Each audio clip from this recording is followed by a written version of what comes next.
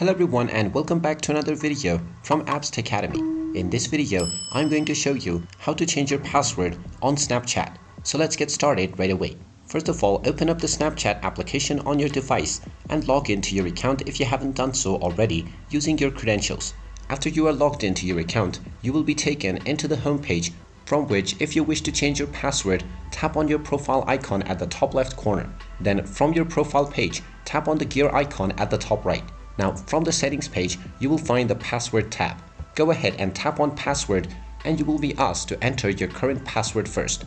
Go ahead and type in your current password for your Snapchat account. And in case you forgot this password, click on forgot your password and you will be allowed to reset your password. After resetting your password, you can come back to this menu and enter your current password first. After entering your password, you will be allowed to enter a new password for your Snapchat account.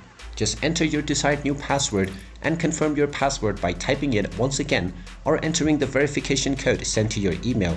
And now your password will successfully be changed on your Snapchat account. And there you have it. That is how easy it is. If you find this video helpful, make sure you hit that like button and subscribe to our channel if you haven't done so already.